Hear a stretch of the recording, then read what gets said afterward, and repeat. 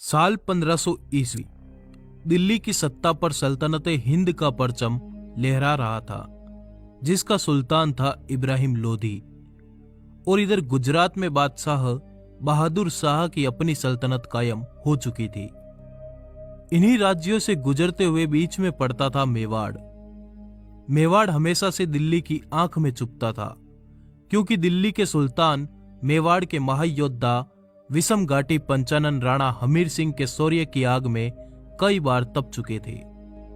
खैर, इस समय मेवाड़ में राणा रायमल का राज हुआ करता था, जिनके 3 पुत्र थे, कुंवर पृथ्वीराज, कुंवर जयमल और सबसे छोटा पुत्र था राणा संग्राम सिंह। ये तीनों भाई एक रोज अपने गुरु के आश्रम जाते हैं। गुरु बालक संग्राम सिंह के हाथ को देखकर बताता है कि तेरी तलवार से सल्तनतें कांपेगी, जहां तेरा ध्वज लहराएगा वहां आसपास भी कोई शत्रु नहीं भटकेगा। नगर नगर में तेरी दाग कायम होगी, बहुत जल्द तू मेवाड़ का भावी सम्राट बनेगा। गुरु की इस भविष्यवाणी को सुन बड़े भाई कुंवर पृथ्वीराज ने कहा, ये सब मात्र बातें हैं, मेवाड़ का राणा तो बड़ा पुत्र ही बनेगा। इस पर कुंवर संग्राम सिंह ने कहा, पैसा जिसकी ताकत उसकी सत्ता। संग्राम सिंह के ऐसे वचनों को सुनकर दोनों भाइयों का आपस में झगड़ा छिड़ गया। इसी लड़ाई में पृथ्वीराज ने बालक संग्राम सिंह की एक आंख फोड़ दी। इसी बात से नाराज बालक संग्राम सिंह रात के अंधियारे में मेवाड़ किले से अजमेर निकल गए, जहां करमचंद पवार ने उनको आश्रय दिया। अजमेर में रहकर राणा ने कई युद्ध कलाओं में महारत हासिल की। तपस्या के ताप में तप कर बालक संग्राम सिंह सोना बन रहा था। बालक संग्राम सिंह अब युवा हो चला था। खून में गर्मी, जिगरे में फौलाद और ऊंचे तेवर होना लाजमी था, क्योंकि वीर राणा कुंभा के ही रक्त बीज थे। यही समय था जब संग्राम सिंह ने मेवाड़ धरा की सियासत को पलट कर रख दिया। इस समय तक संग्राम सिंह के दोनों भाइयों का स्वर्गवास हो चुका था। इसी के साथ सरदारों ने राणा संग्राम सिंह को राज्य का उत्तराधिकारी घोषित करते हुए उनका मेवाड़ की गद्दी पर राज तिलक कर दिया। यह वही संग्राम सिंह है जिसे दुनिया राणा सांगा के नाम से जानती है। राणा ने सतलुज बयाना, सिंध, मालवा, भरतपुर, ग्वालियर बयाना, उत्तर गुजरात और संपूर्ण राजपूताने में एक छत्र शासन स्थापित किया।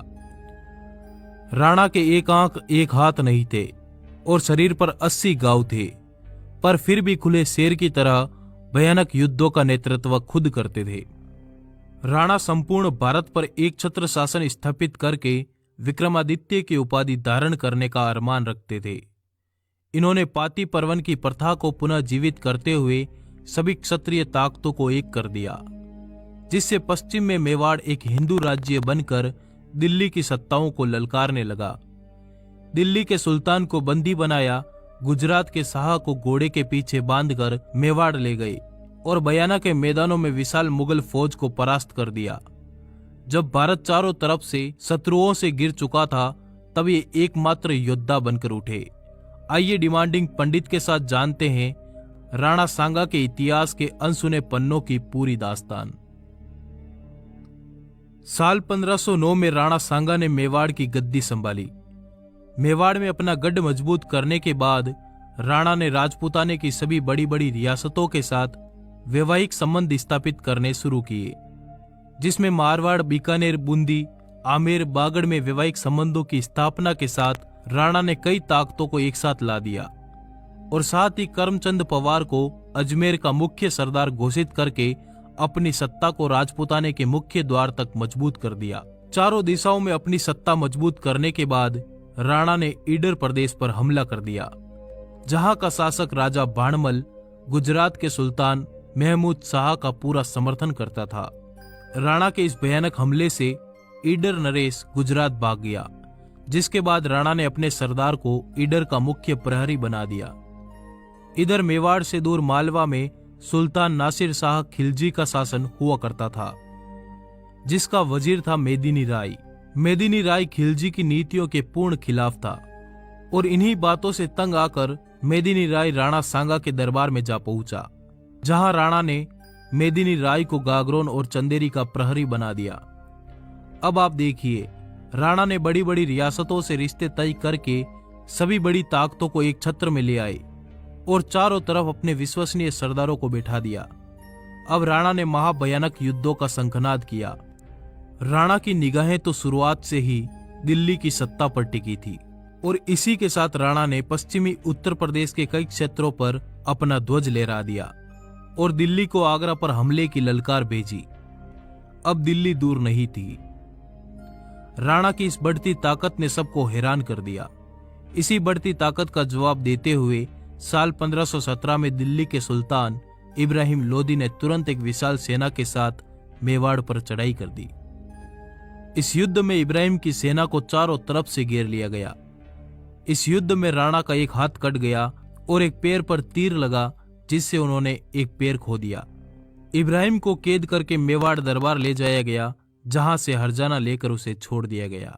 उसके 2 साल बाद फिर साल 1519 में इब्राहिम लोदी ने मियां मक्कन के नेतृत्व में राणा सांगा पर एक बार फिर हमला कर दिया। इस बार फिर राणा सांगा की विजय हुई। दिल्ली के सुल्तान को 2 बार पराजित करने के बाद संपूर्ण राजपूताने में राणा सांगा के नाम की दाग कायम हो गई और सभी ने सांगा को अपना सरदार चुनते हुए उन्हें हिंदू पथ की उपाधि से नवाजा। साल 1518 में मालवा के सुल्तान महमूद खिलजी ने गागरोन पर दावे बोलना शुरू कर दिया, जिसके बाद राणा सांगा और महमूद की सेना के बीच घनघोर युद्ध हुआ। इस युद्ध में सांगा ने महमूद के सभी सरदारों को मार डाला और महमूद को बंदी बनाकर चित्तौड़ में 5 महीने तक कैद कर दिया गया। इतिहास अब करवट बदल रहा था। काबुल का बादशाह बाबर और दिल्ली के सुल्तान इब्राहिम लोदी के बीच 20 अप्रैल 1526 में पानीपत के मैदान में घनघोर युद्ध छिड़ गया। इस युद्ध के समय राणा सांगा शांत चित्त से मौके की तलाश में थे। उनको लगता था कि बाबर इब्राहिम को मारकर कुछ दिन दिल्ली में रहेगा, फिर वापस लौट जाएगा, पर ऐसा नहीं था। बाबर ने इब्राहिम को मारकर दिल्ली पर अपनी सत्ता कायम कर दी। अब भारत की स्थितियां काफी बदल चुकी थी। दिल्ली की सत्ता पर सल्तनतें मुगलिया कायम हो गई थी और इधर मेवाड़ एक बहुत बड़ा हिंदू साम्राज्य बन चुका था, जिसका विस्तार दिल्ली को छूता था। बाबर स्पष्ट था कि जब तक राणा सांगा जैसा योद्धा है, तब तक वो भारत पर मजबूत शासन स्थापित नहीं कर पाएगा। और इसी के तहत बाबर अपनी विशाल सेना के साथ फतेहपुर सीकरी में अपना डेरा डालकर बयाना दुर्ग पर अधिकार जमा लेता है। मेवाड़ी सरदार भागता हुआ पहुंचा मेवाड़ दरबार में और राणा को सूचना दी कि काबुल की ओर से आई विशाल सेना ने हमारे दुर्ग पर कब्जा कर लिया और आपको युद्ध की चुनौती भेजी है। राणा को चुनौती का समाचार मिलते ही राणा ने महायुद्ध का ऐलान कर दिया। संपूर्ण राजपूताने में पाती पर्वन का संदेश भिजवाया गया, जिसके तहत सभी क्षत्रिय ताकतें राणा के छत्र के नीचे एक साथ मिलकर महासेना का रूप धारण कर चुकी थी और निकल पड़े बयाना की तरफ। भयानक शंखनाद के साथ युद्ध का ऐलान किया गया। मारवाड़ नरेश मालदेव राठौड़ ने युद्ध की रणनीति तय की। बूंदी बागड़ से उदय सिंह, अजमेर आमेर के पृथ्वीराज, बीकानेर के कल्याणमल, ग्वालियर और बड़ी बड़ी रियासतों के महाराजों तथा अफगानी सरदारों ने राणा सांगा के नेतृत्व में 16 फरवरी 1526 को बाबर की सेना को चारों तरफ से घेर लिया और बयाना के किले पर फिर से केसरिया ध्वज लहरा दिया गया। यह बाबर की सेना की पहली हार थी, पर बाबर भी कोई छोटा मोटा बादशाह नहीं था। इतिहास बताता है कि उसकी नेतृत्व शक्ति गजब की थी।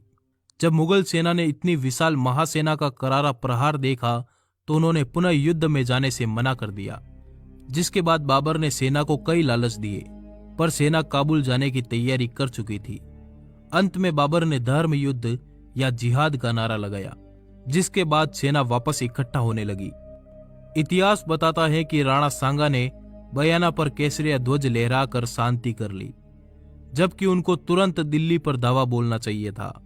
ऐसा न करने के कारण बाबर ने फिर से सेना तैयार की और 1 महीने बाद 17 मार्च 1527 खानवा भरतपुर के मैदानों में फिर युद्ध की तैयारियां शुरू कर दी। जब राणा के सरदार सरहदी सुरक्षा का पहरा लगा रहे थे, तब उन्होंने राणा को समाचार भिजवाया कि हुकुम तैयार रहे, फिर एक बार युद्ध की तैयारी चल रही है।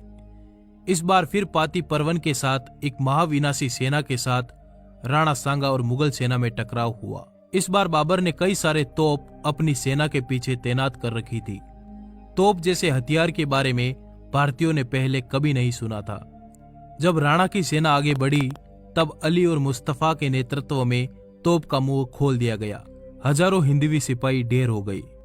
राणा गुस्से में लबरेज होकर युद्ध क्षेत्र के बीच में जा पहुंचे, जहां बाबर ने सेना को तुलगामा पद्धति अपनाने का आदेश दिया, जिसके तहत राणा की सेना के पीछे से हमला करना शुरू कर दिया गया। इस हमले में राणा को एक तीर लगी, जिससे वे हाथी से नीचे आ गई।